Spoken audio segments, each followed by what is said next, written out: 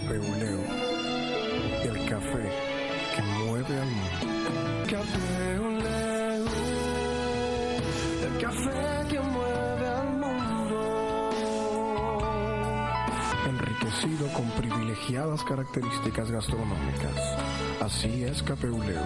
Capeuleo, el café que mueve al mundo.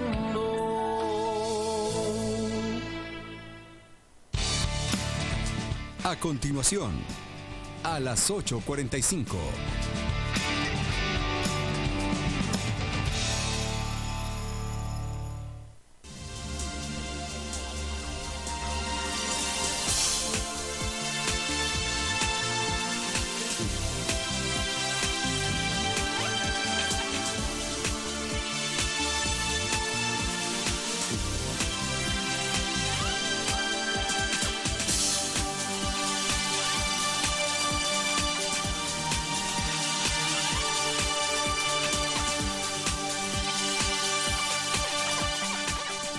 Hola, ¿qué tal? Muy buenas noches, 8:45, momento de las noticias. Mi nombre es Juan Carlos Sandoval y le presento nuestros titulares.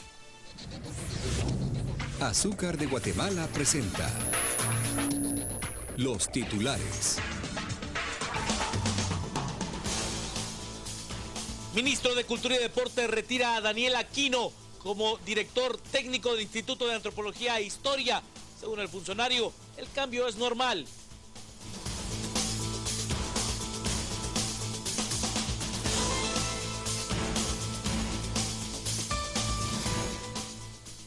Organizaciones sindicales listas para salir a las calles este 20 de octubre, Día de la Revolución.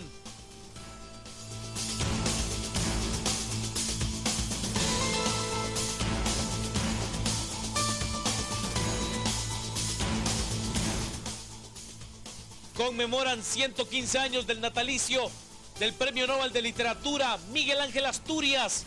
Se recuerda su legado y sus obras.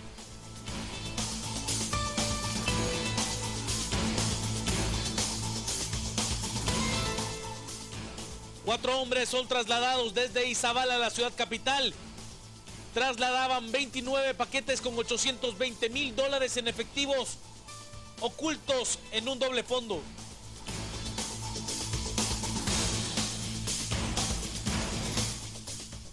Un examen de sangre reveló que el sistema inmunológico de Teresa Romero eliminó el virus del ébola de su cuerpo.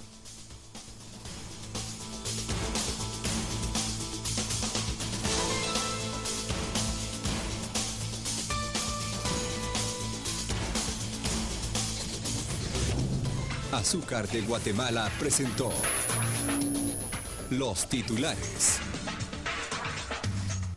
Comenzamos con las noticias más importantes del día, y es que mañana se conmemora el 20 de octubre, esto en recuerdo a la gesta revolucionaria de 1944. Por el Día de la Revolución a celebrarse este 20 de octubre, diversos sectores sindicales participan y en esta ocasión es el Frente Nacional de Lucha anuncia que su pronunciamiento para el lunes será exigiendo que se atiendan las necesidades primarias de los guatemaltecos. Según una de las sindicalistas, necesitan que se priorice la salud en Guatemala. Que este 20 de octubre estamos invitando a salir a una marcha a las 8 de la mañana en el Puente del Trébol, que se encaminará hacia el Parque Central. Pero también a las 2 de la tarde acá vamos a estar develando en la sede del Frente Nacional de Lucha un busto del soldado del pueblo, Juan Jacobo Arbenz Guzmán. Estamos invitando también para que podamos reunirnos acá y hacerle los honores que un militar con dignidad merece, un militar progresista que ayudó al pueblo de Guatemala. La sindicalista anunció que se estaría reuniendo con Asamblea General para analizar las acciones que se tomarán si el Ministerio de Salud no agiliza respuesta. Según el último reporte de la CONRED, el 77% del territorio nacional es susceptible de deslizamientos e inundaciones debido a las lluvias de los últimos días. El 33% del territorio guatemalteco se encuentra con muy alta susceptibilidad a deslizamientos, derrumbes e inundaciones, mientras que el 44% presentan alta probabilidad que ocurran estos eventos, según análisis de la Secretaría Ejecutiva de la Coordinadora Nacional, considerando las lluvias de los últimos 3 días y la situación topográfica en cada región. En el mapa se identifican los departamentos de San Marcos, Huehuetenango, Quetzaltenango, Sololá, Quiché, Totonicapán, Suchitepeques, Chimaltenango, Baja Verapaz, Zacatepeques, Guatemala, Jalapa, Santa Rosa, Alta Verapaz y Chiquimula presentan susceptibilidad muy alta a deslizamientos y derrumbes. En cuanto a inundaciones, entre los departamentos que presentan muy alta susceptibilidad se encuentran las áreas sur de Jutiapa, Santa Rosa, Escuintla, Quetzaltenango y San Marcos. También el departamento de Petén e Izabal registran susceptibilidad alta y media a inundaciones, según análisis de las instituciones basado en imágenes satelitales y reporte de lluvias en cada región del país. El análisis refleja la condición actual del país luego del incremento en lluvias que se presentó desde la tarde del martes 14 de octubre, precipitaciones causadas por efecto indirecto de un sistema de baja presión en el Pacífico de Guatemala. Cada año, el 19 de octubre, se celebra el Día Internacional de la Lucha contra el Cáncer de Mama, recordatorio del compromiso de toda la sociedad contra esta enfermedad. En medio de movimientos sociales en búsqueda de incitar a las mujeres a realizarse autoexámenes para detectar de manera temprana un posible caso de cáncer de mama, se celebró el Día Internacional de dicha enfermedad que afecta principalmente a las mujeres, ya que representa el 16% de las muertes en mujeres a causa de cáncer. Distintas organizaciones y varias personalidades reconocidas mostraron su apoyo a la temprana detección de dicha enfermedad que afecta sobre todo, ya le decía, a las mujeres. El cáncer de mama ocupa el segundo lugar en las mujeres después del cáncer cérvico-uterino.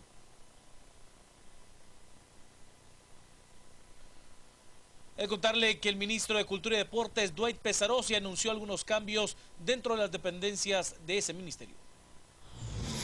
Por reestructuraciones dentro del Ministerio de Cultura y Deporte y sus diversas dependencias, según el titular de la cartera, se destituyó al director del Instituto de Antropología e Historia, Daniel Aquino.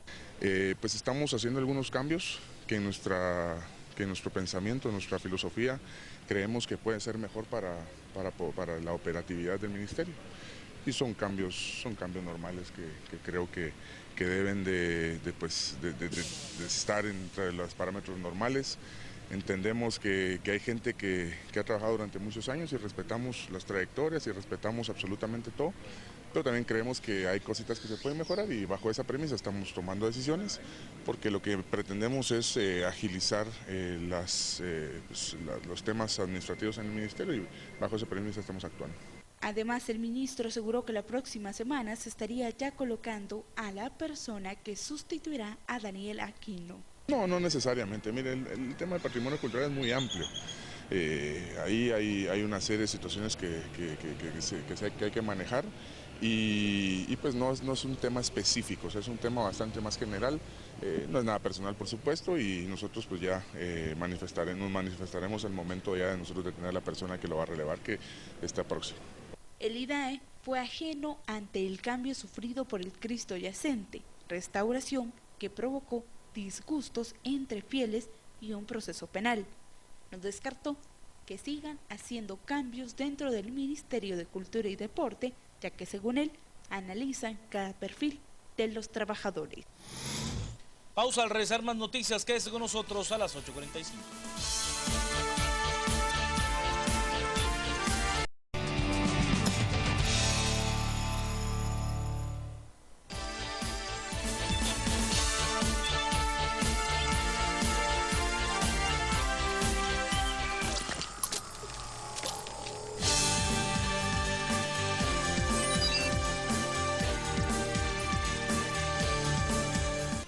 Con las noticias, esta vez de carácter internacional, y es que un examen practicado a la asistente de enfermería Teresa Romero, quien se contagió de ébola en España, revela que la paciente está libre del virus. Un examen de sangre reveló que el sistema inmunológico de Teresa Romero eliminó el virus de su cuerpo, indicando el domingo en un comunicado de la oficina del jefe de gobierno español, Mariano Rajoy. Manuel Cuenca, director de microbiología en el Hospital Carlos III de Madrid, informa que será necesario practicar una nueva prueba para estar completamente seguros de la recuperación de Romero. Romero, de 44 años, había atendido a 2 pacientes que murieron de ébola en el Hospital Carlos III. El primero, Miguel Pajares, se contagió en Liberia y murió el 12 de agosto, pese a que se le administró el fármaco experimental. El segundo fue Manuel García Viejo, quien murió el 25 de septiembre a los 69 años. Por otro lado, siempre relacionado con personas posibles portadoras del ébola, Según el Departamento de Estado de Estados Unidos, explicó que las autoridades estadounidenses trataron de desembarcar a ambos pasajeros en Belice para poder evacuarlos más rápidamente a Estados Unidos. Sin embargo, el gobierno de ese país no permitió, por lo cual ahora están en el barco de regreso a Texas, puerto de destino del crucero. El crucero con la supuesta pasajera infectada de ébola que retornó hacia Estados Unidos ya atracó en Texas y la enfermedad fue descartada luego de una revisión médica. Estados Unidos aseguró que en dicho crucero se encontraban 2 ciudadanos estadounidenses aislados por un posible contagio del virus de ébola y que hoy llegaría a su destino. Usted en la frontera entre las dos Coreas, según ha informado la agencia noticiosa Yonhap, ha habido un intercambio de disparos. El intercambio se produjo después de que guardias fronterizos de Corea del Sur realizaron varios disparos de advertencia contra los guardias de Corea del Norte cerca de la línea de demarcación militar en Paju, que divide la península. Un alto cargo militar citado por la agencia afirmó que los norcoreanos podrían haber disparado un proyectil inmediatamente después del fuego de advertencia. Luego, los guardias surcoreanos realizaron una respuesta adicional dirigida contra la zona de fuego de la parte norcoreana. El intercambio de disparos no ha dejado víctimas entre los guardias surcoreanos. Sin embargo, de momento no hay información sobre políticas, víctimas o daños de parte de Corea del Norte.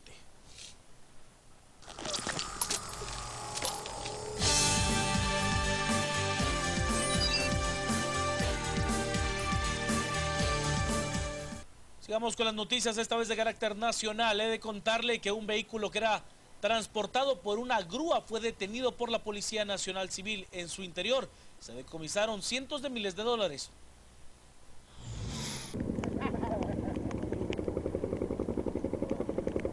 $820.500 se lograron incautar tras un operativo de la Policía Nacional Civil en el departamento del Petén.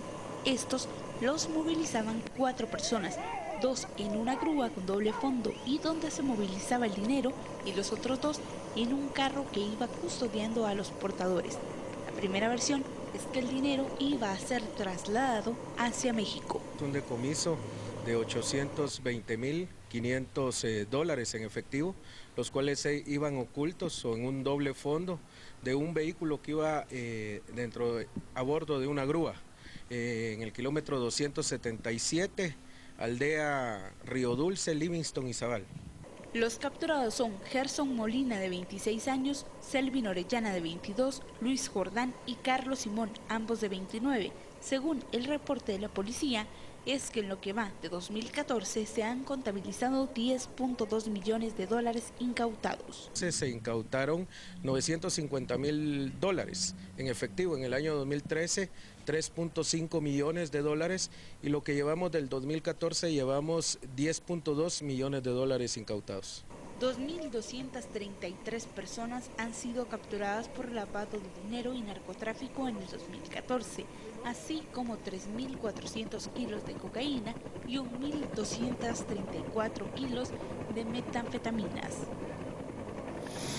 El cuerpo de la niña Erika Susana Hernández Pau, de 11 años, ha sido encontrado a 1 kilómetro donde fue masacrada su familia. El jueves pasado, 5 miembros de una familia fueron masacrados en Chubicul, Dolores, Petén. Desde entonces, una niña de 11 años, miembro de esa misma familia, desapareció y hoy fue encontrado su cuerpo. El cuerpo estaba putrefacto, tenía varias heridas provocadas con machete. La familia fue atacada por sujetos que exigían dinero de un caballo. A cambio, pedían pues a la menor aparecida hoy. Está el resultado de 61 allanamientos por parte de las autoridades. Ayer sábado dejó como saldo 22 personas detenidas como responsables de más de 30 asesinatos. Entre los implicados hay 42 reos. Por extorsión y sicariato se capturaron a 22 personas y se realizaron más de 60 allanamientos el pasado sábado en las zonas 18 y 5, también en Fraijanes y en San José Pinula. Así como se lograron identificar que 22 personas dentro del centro carcelario Fraijanes 1 participan en las extorsiones a pilotos del transporte público. Según el Ministerio Público, las investigaciones se realizaron desde hace varios meses. Realizar capturas importantes. Es importante mencionar que durante el operativo realizado, fueron, para ser exactos, 61 operativos, simultáneos realizados en estas 4 áreas a las que he hecho referencia y reitero, zona 18 específicamente, la colonia de Limón, en La Limonada, en zona 5, en Santa Catarina Pinula y San José Pinula. Según el sistema penitenciario, solo se logró encontrar un teléfono celular y una batería luego de una requisa que se hizo en la cárcel Fray Janes 1. Tenemos incautado un teléfono y una batería de teléfono celular. Esto denota de que dándole seguimiento al plan estratégico ya los teléfonos no están ingresando a los centros carcelarios. Únicamente estamos encontrando los teléfonos que ya se habían ingresado. El no incautado en los allanamientos es 28.000 quetzales producto de extorsiones, 13 armas de fuego de diferentes calibres, una granada de luz y sonido, una pistola calibre 9 milímetros, 2 tolvas para fusil de asalto y un revólver calibre 38 especial. Importante, se celebra el natalicio del más grande escritor de todos los tiempos nacido en Guatemala. Me refiero al Premio Nobel de Literatura Miguel Ángel Asturias. Para la humanidad, venciendo la cultura y religión. En conmemoración del cumpleaños 115 del Premio Nobel de Literatura Miguel Ángel Asturias, se celebra un acto para enmarcar los grandes logros que obtuvo el artista. Según el ministro de Cultura y Deporte, con esto se pretende valorar la memoria de quien dio a Guatemala un Nobel. Y hoy pues estamos acá recordándolo como un gran guatemalteco que fue y que sigue vivo a través de su legado y a través de sus obras y realmente pues nosotros estamos muy contentos y muy orgullosos de poder recordarlo, de poder transmitirle a todo nuestro país que pues es importante que se mantenga vivo el recuerdo de don Miguel Ángel Asturias. Para el nieto de Miguel Ángel Asturias, Sandino Asturias, la actividad es bien vista y al ser consultado por los restos de su abuelo, aseguró que a su parecer están donde se les dé un mejor cuidado. Un tema que históricamente la familia hemos discutido. Miguel Ángel Asturias descansará en el lugar donde se le rinda el mejor homenaje. Y creemos que algún día Guatemala será ese lugar. O sea, nosotros aspiramos a que Guatemala sea el lugar donde descansen los restos de Miguel Ángel Asturias, siempre y cuando existan las mejores condiciones para ser respetado, velado, y que sea y se convierta en un referente y un monumento nacional. Además, aseguró que estarán buscando que se recuerde más a Miguel Ángel Asturias. Hasta aquí con las noticias, lo dejo con el análisis de la semana, luego Este-Oeste con Enrique Godoy García Granados. Mañana pues ya tendremos noticieros, nosotros lo esperamos totalmente en vivo a las 6 p.m, a las 8:45 y a las 10 p.m. Por favor, acompáñenos. Mi nombre es Juan Carlos Sandoval, le deseo a usted que tenga un fin de semana largo, pues muy hermoso.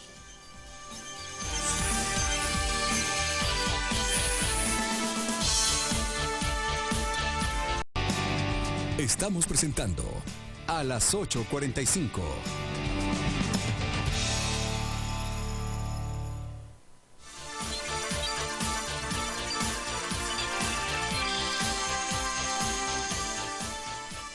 Buenas noches, bienvenidos a las 8:45, hoy día domingo 19 de octubre. Es un gusto estar con ustedes para conversar a la mitad de este largo fin de semana. Claudia Méndez Arreza, ¿verdad que es un gusto? Es un gusto, pues, ¿cómo no lo va a hacer? ¿Paola Hurtado? También. ¿Verdad, Pedro Trujillo? Pues tan largo no es porque aquí estamos. Fuera largo. Bueno, pero hay descanso, sí, pero para esto es como un sándwich. Hoy es el jamón y tenemos ayer. La otra rebanada de pan mañana. El lunes, Juan Luis y yo. El lunes, Paola y yo. ¿Qué les parece si arrancamos con la discusión de esta semana? Y es un tema que ya lo vio usted 8 días atrás en domingo.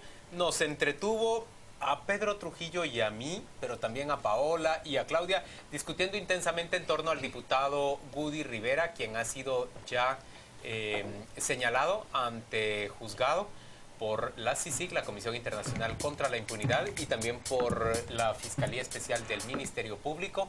En el caso del señor Rivera, se solicita que se levante su antejuicio, su derecho a un juicio previo, por haber cometido, según se indican, 2 delitos. Cohecho activo por un lado y por el otro lado también proceder a realizar tráfico de influencias. Tráfico de influencias es un delito relativamente nuevo en la legislación guatemalteca, ha sido aprobado por la legislatura anterior y se trata pues de un delito que fue muy discutido por los políticos, por los diputados.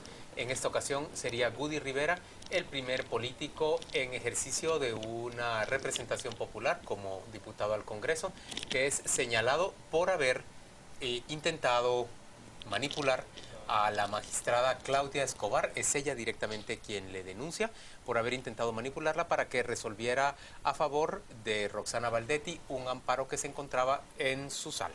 ¿Qué piensan ustedes? Yo quiero empezar. Quiero recordar las palabras del diputado la semana pasada cuando decía que era una trampa, que había sido una emboscada, que él no conocía a la magistrada Escobar y que había llegado de buena fe a su oficina y que no se imaginó que fueran a atenderle esa trampa. En beneficio del diputado, y para tratar de exponer lo que yo veo desde fuera, creo que el diputado no miente del todo. A ver, Vernon Eduardo González es el abogado que contacta primero por mensaje de texto y después habla por teléfono con Claudia Escobar y le dice: necesito reunirme con usted. Y es urgente, tiene que ser o sábado o domingo, y se reúnen domingo en la zona 10 en la oficina del esposo de ella. Y le avisa que va a llegar el diputado Gudy Rivera. Si él llega, primero la reunión, llega Vernon, habla con Claudia y a los minutos se suma Gudy y reitera lo que ya hemos platicado, donde que si le da el amparo a Roxana Baldetti, ella tiene garantizada la elección como magistrada, y la conversación termina en que no llegan a un acuerdo, ella le reitera por qué no y se despiden. Yo pienso que el diputado en efecto no conocía a Claudia Escobar. Ahí tiene razón. Utiliza un intermediario que por cierto es el abogado de la registradora de la propiedad, Anabela de León, que estudió con Claudia en la universidad. Segunda factor que puede tener razón el diputado: me emboscaron. Lo que pasa es de que no lo emboscó la magistrada. Quizás alguien le dice: vaya usted a hablar, que vaya Vernon, vaya usted con él. Pero entonces ahí mi pregunta es: ¿quién está arriba de Vernon y quién está arriba de Gudy Rivera? ¿Y quién los pone a ellos de acuerdo? Los contacta y les dicen: vayan a hacer lobby con la magistrada o con los magistrados. Y quizás sí le tendieron una trampa, o quizás lo emboscaron, o quizás lo engañaron, o quizás cayó de tonto. Pero el punto ahí es que estamos viendo a Gudy Rivera y se nos está olvidando ver quiénes pueden estar arriba de Gudy Rivera. Y ojalá la investigación, si él pierde su derecho de antejuicio, llegue o aspire a llegar arriba del diputado y del abogado. Bueno, ¿qué voy a decir yo de esto? Lo primero es que seguimos sin haber oído las grabaciones, entonces como que uno especula lo que hay ahí, ¿no? No se ha oído. Pero si el Ministerio Público y CICI determinan que puede haber ahí un contenido delictivo, pues lo que hay que hacer ahora es el procedimiento, que es la denuncia y el juez pasarlo a la Corte Suprema y la Corte Suprema que determina. ¿Cuál creo yo que va a ser el punto de desequilibrio de esta cuestión? Yo creo que aquí hay dos cosas: posiblemente una culpabilidad política y posiblemente una culpabilidad penal. La culpabilidad política significa el hecho de reconocer o dejarse ver, si se oye la grabación, que efectivamente hubo una presión, como sea, ¿no? Evidentemente eso políticamente es incorrecto y es condenable. El tema judicial es más complejo por una razón, porque hay que probar o hay que aceptar la prueba. Y la grabación yo no sé si se aceptará o no. Bueno, primero no sé qué tiene la grabación y luego que no se aceptará. Entonces lo que hay dos planos: la responsabilidad política de haber hecho presión y la responsabilidad penal que se tiene que demostrar que existe. Y ahí hay que esperar, ahí no hay muchas historias más que esperar a ver qué ocurre. Yo también me quiero referir a lo que va a suceder dentro del trámite del antejuicio. Y más que referirme a asuntos concretos como si se acepta o no la prueba, el contenido de esa grabación, yo me quiero centrar en los efectos que esto puede tener desde un marco más general. Y el primer efecto que tiene es que el hecho de que se esté ventilando, de que se esté canalizando en todos estos aparatos o agencias judiciales que dispone nuestro sistema legal y judicial, es bastante positivo.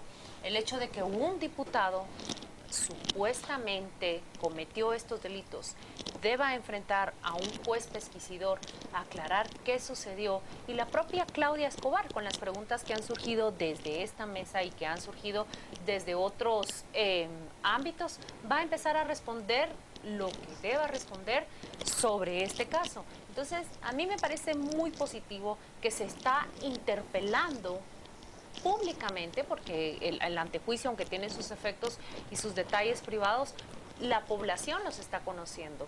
Nosotros que lo rodeamos sabemos, bueno, hay un diputado que se acerca a una reunión con una magistrada, aparentemente le propone esto, todo queda registrado en una grabación, pues ahora que sea un juez que no escuche y que determine eso. Y lo más importante, creo yo, es que está funcionando todo esto, o pero, Claudia, intentando funcionar como un contrapeso. Pero yo tengo razones, yo tengo razones para pensar que no necesariamente va a funcionar, y les explico por qué razón. Tiene que ver con el hecho, miren, la Corte Suprema de Justicia recién ha resuelto un amparo a favor de Roxana Valdetti también y del Partido Patriota, 7 votos contra 6. Me parece que en las condiciones en las que está dividida ahorita la Corte Suprema de Justicia, hay muy poca posibilidad de que se le levante el antejuicio a Woody Rivera, a menos realmente que el juez pesquisidor fuera capaz de establecer una acusación, es lo que establece el juez. ¿Quién va a ser ese juez pesquisidor? Ajá. Pues verdaderamente sólida, pero ahí viene la pregunta de Claudia, tiene razón. ¿Tenemos motivos los guatemaltecos para desconfiar de qué juez pesquisidor va a terminar señalándose? Especialmente si es un juez que participó o no en el proceso pasado Quedó y electo. que pudo haber resultado electo o no. ¿Irán a buscar a este juez pesquisidor de la misma manera que supuestamente se buscó a Claudia Escobar para favorecer? No es así, porque dudamos ya de que pueda asistir ese juez. Entonces, apague y vámonos, hablemos de otra cosa si ya estamos dudando. Tiene razón. Lo que aquí hay una cosa, lo que aquí sí hay una cosa, que es, y es el mismo tema que pasa con la Corte de Constitucionalidad. Aquí lo que hay que ver son pruebas que acepte el tribunal. Es decir, yo no sé qué va a decir la Corte, pero lo que no se puede decir, no hay que retrotraer, no sirve, no, la Corte está comprada, no, el juez no existe. Bueno, puede que de todo eso también alguien pueda decir algo. Pero la única prueba que hay, que sabemos que existe y que no la hemos oído, es la grabación. Sí. La pregunta clave es que esa es la pregunta clave, con razón o sin ella. ¿La grabación es prueba? Porque si la grabación es prueba, hay una prueba. Si la grabación no es prueba, penalmente no hay prueba. Guste o no guste, no sé si me explico. Yo creo que la grabación per se no implica un delito. Y han habido porque no está sacada de... No, yo digo si es prueba, si la valida un juez. Si la valida un juez, no que sea delito, no. Ya las han validado pruebas de este tipo, tanto para extorsiones como para chantajes. Aquí mismo les conté el caso del abogado Mauricio Izquierdo, que lo que hizo fue grabar con su propio iPhone todas esas extorsiones o sobornos de los cuales fue víctima. Previa, no. O con una reiteración de hechos. Como víctima no estás obligado, si tú eres la víctima, no estás obligada ni obligado a que alguien te la pruebe. Tú eres la víctima. Aquí, imagínate una mujer, Claudia, que es víctima de... una mujer que va y no sabe si va a ser víctima. Por eso te digo yo lo que tengo no es lo mismo que tú estés grabando un secuestro, que se ha generado que tú vayas voluntariamente. Ella no fue con grabadora, tú sabes que no fue con grabadora. Yo no, sé, pero mira el celular. Y ella reconoce en la entrevista que le habéis hecho en Contrapoder que eso no era correcto.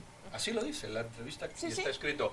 Pero ese no es el punto. Que esa reunión estaba fuera de lugar. Pero miren, hay otra cosa. ¿Se va a aceptar esa prueba? Hay una cosa, miren. Eso es un tema. Yo creo que tiene que pasar, eso que está diciendo Pedro, tiene que pasar por una certificación de que el audio que se escucha identifica la voz del diputado pues, realmente. El año pasado, y que no ha habido alteración. Nos decían, no sé si eso ya cambió, que todavía no tenían y estaban por comprar un equipo que es como la prueba balística, pero de voz, ¿verdad?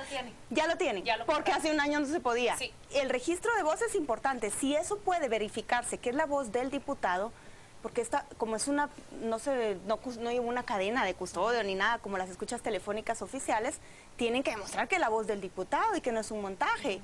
Si el INASIF aporta ese peritaje, yo no veo por qué un juez no acepte eso como prueba. Finalmente el INASIF tiene estos aparatos para probar esa voz. En el caso del abogado Mauricio Izquierdo, todo ese peritaje debió ser aprobado y evaluado en México.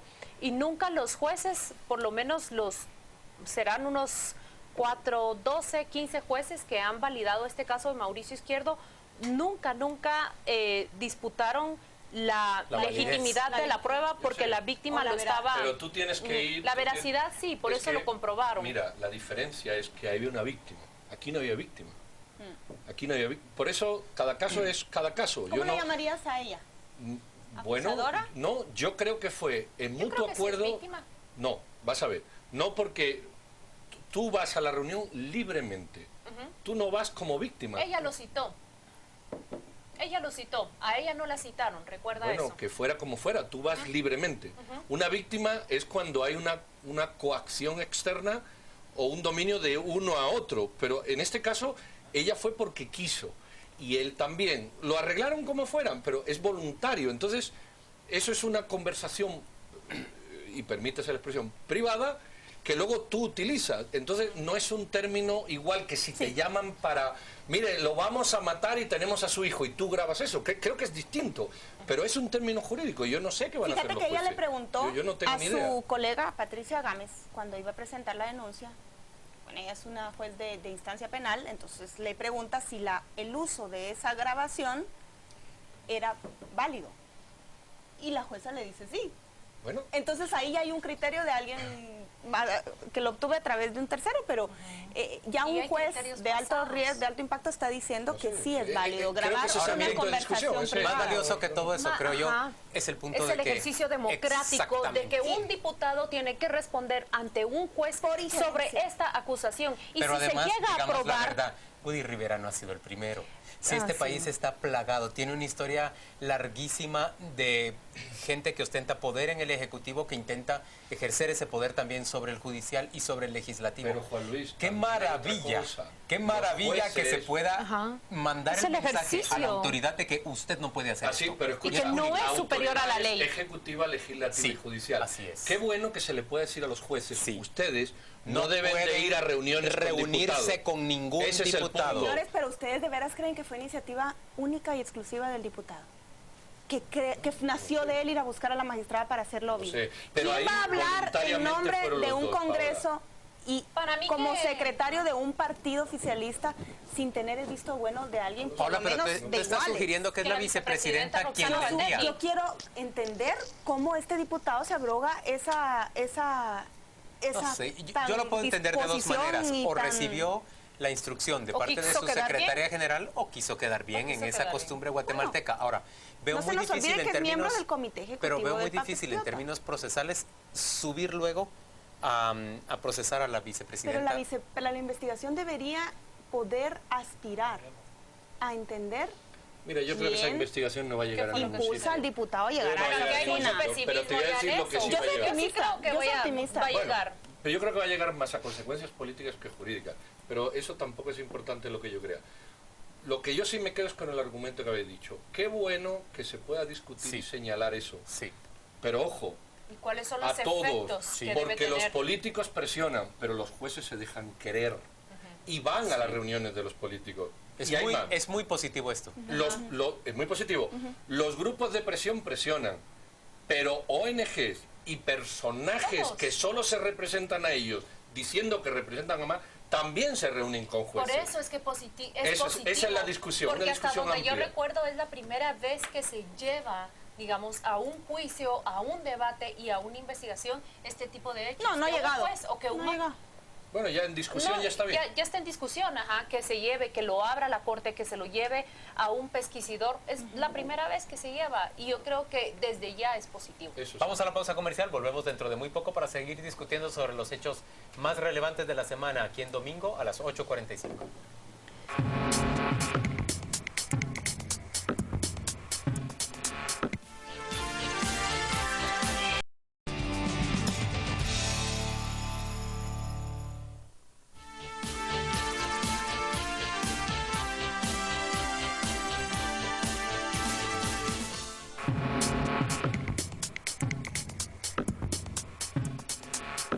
estamos de vuelta en domingo a las 8:45. La excontralora, debe decirse ya, Nora Segura, fue apremiada por la Corte de Constitucionalidad el pasado día jueves para que en un plazo de 24 horas contadas a partir de que se hizo pública su resolución, abandonara la Contraloría General de Cuentas, en donde se hacía fuerte Nora Segura hasta que se resolviera concretamente si ella tenía o no que entregar ese cargo con fecha 15 de octubre o hasta finales de diciembre, hasta el 7 de diciembre. Sí.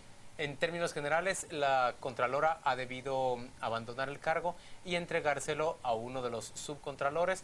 Ahora se lleva adelante, sigue adelante el proceso de elección que, sépalo usted, no ha de variar absolutamente en nada y habrá de elegirse a una persona en las mismas condiciones en las que se eligió a Nora Segura para que cumpla con un papel semejante al que ha cumplido Nora Segura y al que ha cumplido también Carlos Mencos, su antecesor. ¿Qué piensan ustedes? Mira, yo aquí solo quiero destacar dos cosas. Uno, la celeridad que la Corte de Constitucionalidad ha manifestado en este tema es exactamente la que tenía que haber manifestado en el tema de los amparos de aquello. Y de Claudia Paz y Paz también. Bueno, a mí ya eso ya es agua pasada de mayo. Yo estoy hablando de anteayer. Pero la celeridad, es decir, 24 horas para aceptar o no aceptar los amparos, porque el tiempo apremia y no estaríamos en este impasse. Luego ahí la Corte ha actuado con la velocidad que debiera. Lo segundo es que yo estoy haciendo un esfuerzo por entender a la Contralora. Es decir, en un país donde existe la contradicción de la toma del cargo y del cese del cargo y del abandono de funciones, quiero entender que la señora lo único que dijo es, oiga, ¿me tengo que ir de verdad o no? Es decir, no, tú le puedes decir que lo podía haber hecho antes. Sí. Ok, estamos de acuerdo, pero yo quiero entender... que le digan que no. Bueno, no, lo que pasa es que si tú te vas y te acusan de abandono de cargo, tienes otro problema. Entonces yo quiero entender que en un país donde este legalismo, este positivismo jurídico es tan... A veces meten la cuchara por un lado y a veces la meten por otro, quizás tú me dices, bueno, pues que lo hubiera preguntado un mes, lleva razón, lo podía haber preguntado hace un mes. Pero a mí me da la impresión, quiero entender que más que quedarse en el cargo, lo que quería era tener claro que se podía ir.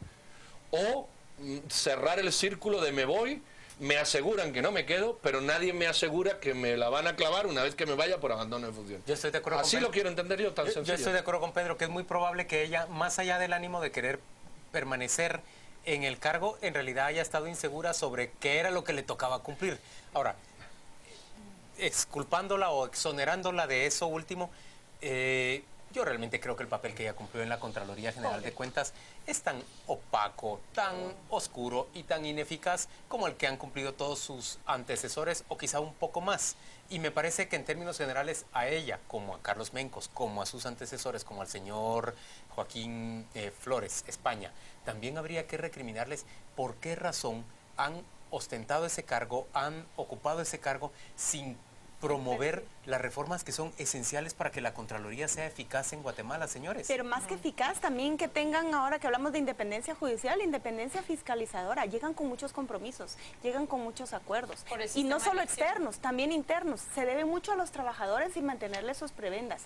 A mí me sorprende, de sobremanera, que la Contralora, a pesar de que dio tantos bonos de fin de año a los funcionarios de mediano nivel, dio canastas esplendorosas, compró muchas cosas para los empleados. ¿Vieron los campos pagados que le sacaron esta semana? No la querían. Pero es que, Paola, date cuenta. Empezó a abrirse frentes a pesar de que los trabajadores ya no podían esperar mucho más de ella. Ya le habían sacado todo lo que se le podía sacar. Pero hacía su sucesor. Pero ojo, porque ella tiene un sucesor prácticamente de la misma línea. Al nuevo se le podrá sacar el doble. Entonces, mientras más pronto llegue el nuevo, hay que presionar. Pero yo creo que quienes le reclamaban, a lo mejor no eran los favorecidos, porque recuerdo que ustedes hicieron investigaciones muy completas sobre la labor de ella y ella favorecía a determinada capa de empleados. Parece, por lo que me explicaban esta semana, que metió tanta gente a la institución que empezó a crear presión en los cargos y a desplazar a empleados más antiguos para meter a los suyos que le implicaban votos para la planilla de excelencia. Ahí creó los primeros anticuerpos. Y ahí no valieron los bonos, no valieron las canastas, sino más bien la estabilidad de las personas en sus cargos. Pero otra cosa, lo que yo le decía antes, la independencia con la que ellos llegan es muy limitada.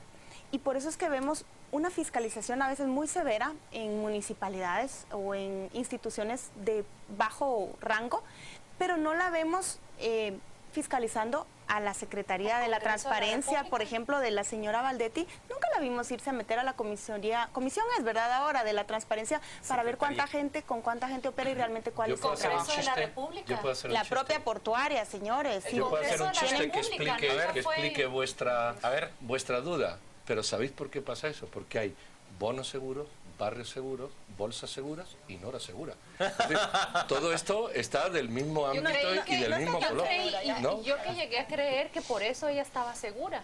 Pero definitivamente a mí me preocupa más lo que dice Juan Luis. ¿Por qué me preocupa lo que dice Juan Luis? Porque yo considero que yo no soy tan escéptica de los organismos y de las instancias que tenemos fundadas en nuestro Estado y en nuestra democracia. Yo creo verdaderamente que existe una Procuraduría General de la Nación, una Contraloría General de Cuentas, creo que existe un Ministerio Público y yo creo que justamente esos órganos, si trabajaran en una colaboración interinstitucional, muchos de los casos que a nosotros nos escandalizan ni siquiera deberían de llegar al nivel de escándalo, se deberían de convertir en sistemas de combate a la corrupción y lucha por la transparencia. Por eso me preocupa lo que tú decís, ¿verdad? Papel tan opaco, y quién de los anteriores ha tenido un papel que nosotros digamos, bueno, este fue verdaderamente el auditor que llegó al Estado, no solo a contar costillas, sino a establecer sistemas de control que eviten de lo que tanto nos quejamos, porque el Contralor no solo debe de ir detrás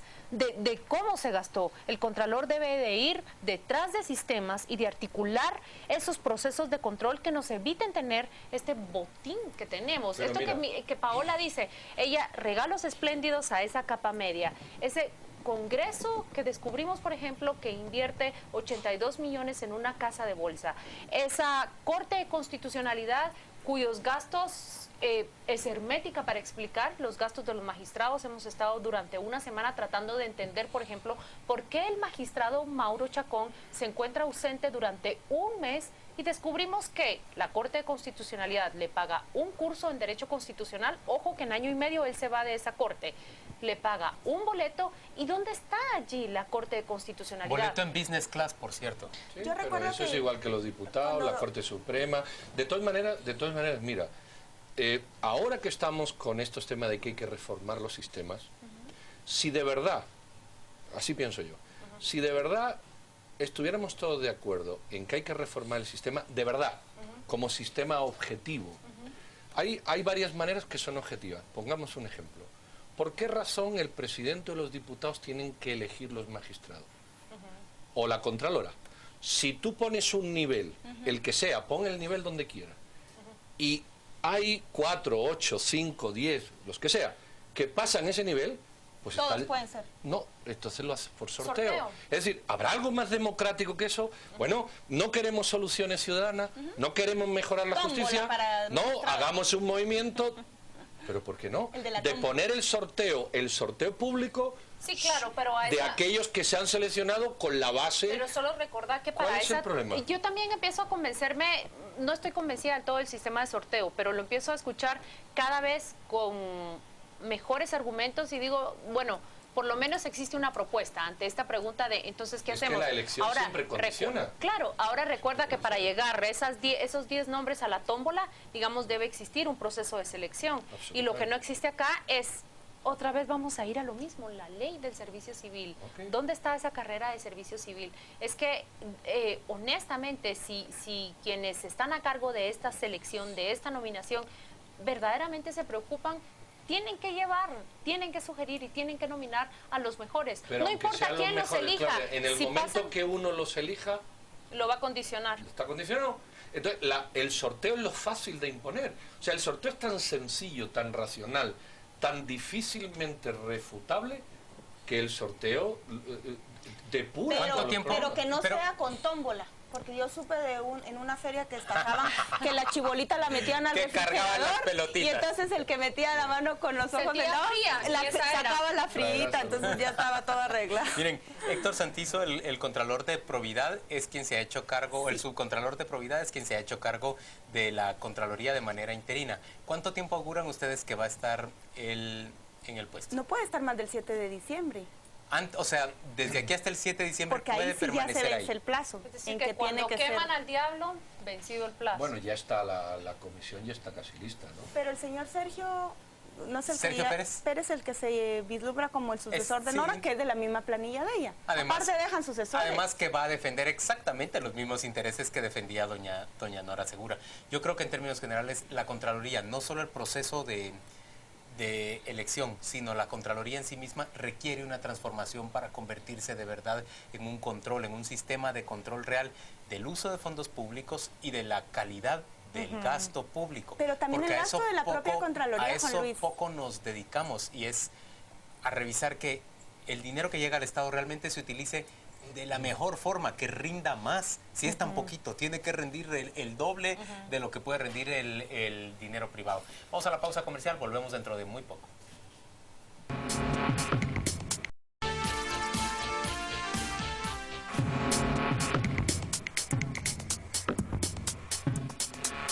En este segmento les contamos lo que nos han contado a lo largo de la semana y lo que nos han mostrado. Estas fotos que les voy a enseñar ahora son del antiguo despacho de un ministro recién salido de la cartera de salud. Hemos de adivinar de quién son. No. Les voy a dar algunas señas. Miren, hay una distribuidora de papel, hay sofás, hay persianas, hay piso cerámico. Miren, nada extraordinario si lo compara usted con la oficina de un ejecutivo de una empresa mediana, por ejemplo. Aquí el asunto es Ahí que... estaba el trono. El trono. Son fotos ahí, miren, es una pantalla de plasma, vidriado y todo esto. El punto es que esa oficina está dentro de un edificio que literalmente se está cayendo. Tiene moho, no tiene elevadores, tiene retazos de pisos por todos lados, tiene tablayesos, tiene oficinas hacinadas, gente que trabaja así. Es el despacho de Jorge Villavicencio, el exministro de Salud. Estas fotos son de cómo lo encontraron. Es una remodelación que no tienen cifras exactas, pero calculan que pudo haber costado 150,000 quetzales, con fachadas de piedra, aparente piedra, los amueblados, y con un minibar, una refrigeradora, para un despacho donde el ministro realmente pasaba muy poco tiempo. La iniciativa ahora es convertir eso o darle usos para más personas dentro del ministerio. Una posibilidad es que las madres que están lactando puedan ir ahí a extraer su leche, refrigerarla y ya llevársela a su casa para sus hijos lactantes. En el frigobar del exministro. En el exminibar del ministro de Salud. Sacaron todos los tequilas y ahora va a haber leche materna. Mira, a mí realmente tú haces la comparación con el edificio en donde se encuentra y yo digo, qué contraste, pero también hay un contraste mucho mayor si se hace con los hospitales públicos. Recuerdan ustedes que hay emergencias que han dejado de atender ante la carencia de servicios. Y yo no quiero hacer una comparación simplista de un gran despacho o un despacho lujoso y salas de emergencia que trabajan con cascaritas de güero, pero sí quiero hacer una reflexión del nivel de prioridades que tenía ese exministro. Ese exministro podía trabajar a sus anchas y sentarse en esa silla de cuero blanco. ¿Y cuáles eran los resultados que nos rendía? Porque a mí no me importa que un ministro se siente en un despacho que esté bien acondicionado para él, toda vez cumpla sus funciones y toda vez tenga claras cuáles son las prioridades, pero sí me preocupa en cambio que él se haya preocupado tanto por ese despacho y que los hospitales estén prácticamente pasando el Niágara en bicicleta. Por eso cuando se dice salud necesita más dinero, bueno, pero si el ministro hubiese sido más modesto, más correcto y más ético en el gasto, salud necesitaría menos dinero.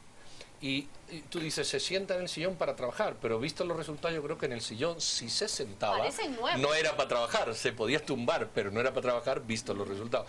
Pero esto no solo pasa con este ministro. No.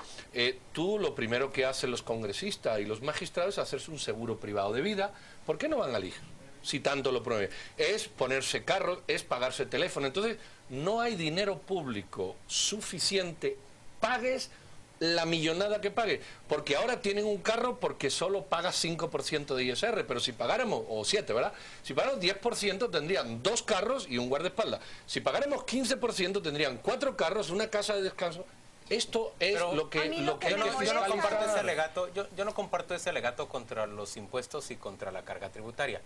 Yo creo que en términos generales es condenable el abuso que hace el ministro de Salud al rodearse de unas comodidades con las que no cuentan los trabajadores ni las personas que son el motivo de existir de ese ministerio.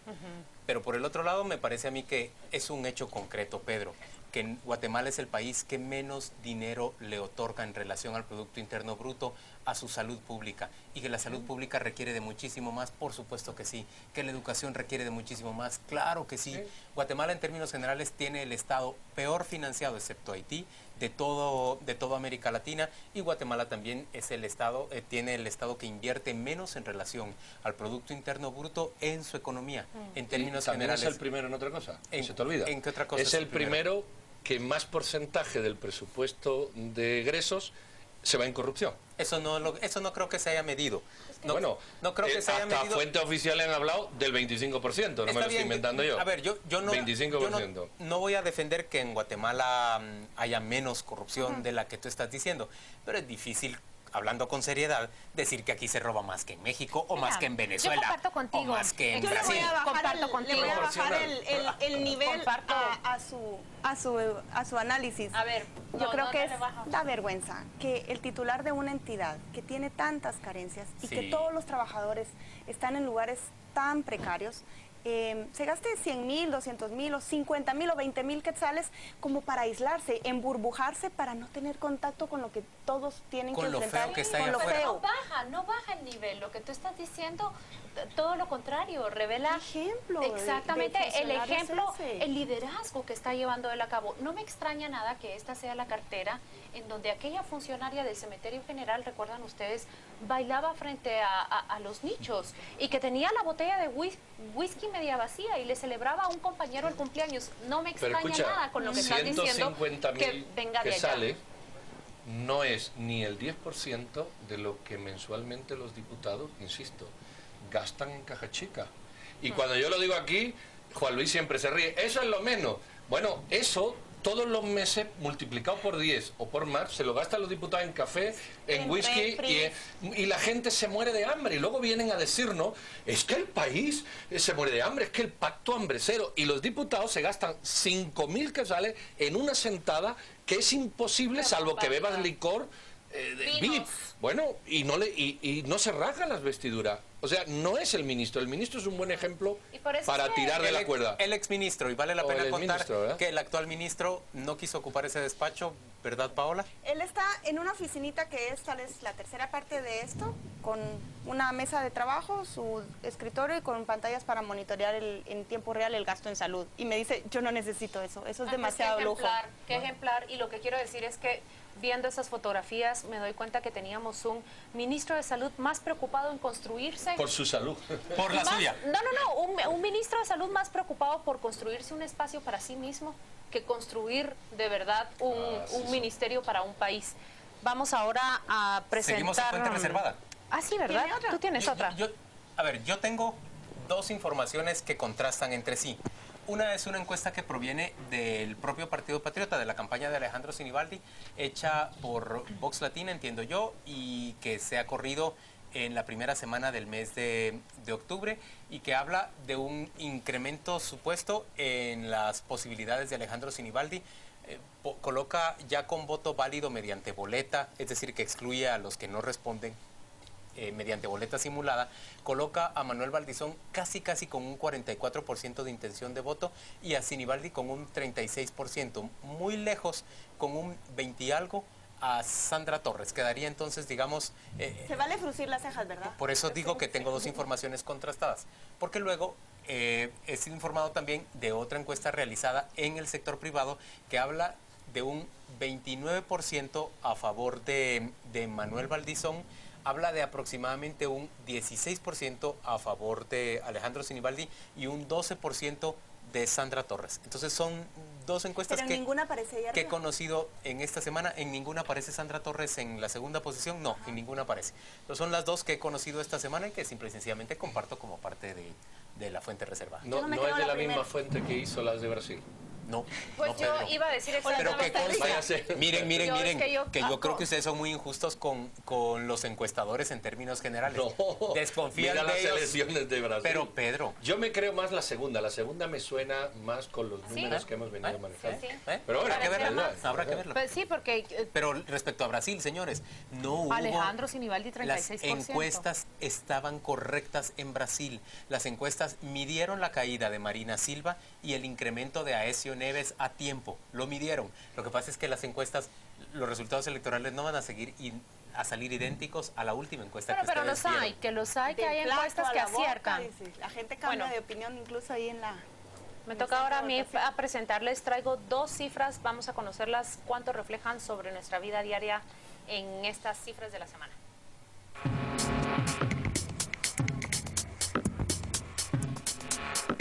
Tengo que decirles que se ha lanzado la primera encuesta de victimización y percepción de la seguridad pública. Sabrán ustedes que estos son instrumentos que son propicios para medir verdaderamente en qué condiciones se encuentra la seguridad de los ciudadanos. ¿Qué mide esta? Victimización, contabiliza quiénes son víctimas, y percepción, hace preguntas para medir esa percepción.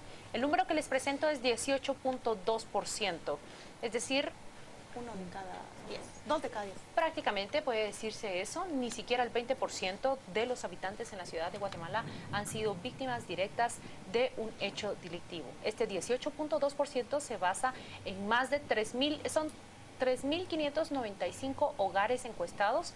De los 3.595 serán cerca de, voy a confirmarles el dato más adelante, pero imaginen esto, es un hogar encuestado y son 18.2% quienes son víctimas. La encuesta se ha realizado en todas las zonas de la ciudad capital, excepto la 14, y nos deja un 18.2 contra el 88% que no ha sido víctima. ¿Qué piensan ustedes de ese primer dato? El de la 14 no lo incluyen porque ahí no abren la puerta a los encuestadores nunca. No dan una explicación, pero puede ser, digamos, no tiene justificación porque no se tomó la 14. Me parece interesante, me parece 2 hogares de 10 que han sido víctimas, o familias que han sido víctimas de hechos delictivos. Me parece una cifra que por supuesto es relevante, es alarmante, pero no es todo lo alarmante en relación con la percepción que solemos tener los ciudadanos sobre el nivel de violencia que hay alrededor nuestro. Yo hubiera creído que 1 de cada 2. Son casi 10.000 encuestados, ya corroboré el dato. Esto ya estaba hecho. En mi tesis doctoral yo hice un trabajo que se llamaba Percepción y Realidad de la Violencia de Guatemala, y estaba basada en datos de Borges y asociado, y de la Universidad de Vanderbilt. Lo que pasa es que esto era una realidad que no se quería aceptar. Ese era el punto. La victimización en el país era, y ahora se ve en números, 3 veces menor que la percepción. A lo mejor 4 veces menor. O 4, ¿verdad? Correcto, así va. Entonces, y por eso las políticas públicas están mal enfocadas. Aquí se hacen políticas públicas contra la violencia. Y no solo valen esas políticas, se tienen que hacer políticas públicas contra la percepción de la violencia. Tal como dice... Esto es lo que no hemos querido hacer. La victimización genera reacción. Es decir, me han asaltado, genero reacción. Pero es muy chiquita porque solo son 20%, y de los 20% reacciona una parte. Y cuando transformas la pregunta y conoces a alguien que ha sido bueno, víctima, ahí crece. se transforma a un 90-95%. Y la no son personas, son hogares. Sí, la percepción genera comentarios. Por eso hay mucho chau chau al respecto. Esto está bien porque las políticas públicas tienen que ir encaminadas tanto o más a la percepción de la violencia, para que la gente pueda salir de noche, pueda llevar joya, pueda caminar. Esa percepción te hace que tengas una autocensura en el comportamiento. Actuar agresivamente en cuanto ves, que pueden agredirte. Les voy a contar, entre otros datos, que los lugares en donde se siente más vulnerable el capitalino es en la calle y en los semáforos. Pero aquí viene la segunda cifra, y tiene que ver con lo que Pedro estaba diciendo. 62.9% de los entrevistados ha dejado de salir de noche ante el temor de ser víctima de violencia. Entre las acciones que la gente deja de hacer por temor a vivir un hecho delictivo es quitarse las joyas en primer lugar, y segundo lugar, dejar de salir de noche. Miren, es justamente lo que dice Pedro. Eso? 20% han sido víctimas, pero ese 20% se lo cuenta a los amigos, a los conocidos, a los vecinos, y un 62% no sale de noche. Nosotros no salimos porque estamos trabajando acá, hago la salvedad. Y también se puede interpretar como, ay, no, dejan de parrandear. No, dejar de salir de noche implica dejar un trabajo de noche, por ejemplo, por el horario, dejar de estudiar en la universidad en horario nocturno, dejar... También de reunirte con tus amigos a comer. Pero hay algo más grave. Actividad económica. Escucha, hay algo más grave que esto. Tu vida. Todavía hay algo más grave que no ha salido y que ya detectamos hace tiempo en ese trabajo que yo te digo. Es el comportamiento psicológico de las personas. Y entonces se crea un mundo avatar, donde tú en tu entorno actúas como Juan Luis Font, Claudia, Pedro, pero fuera eres un salvaje.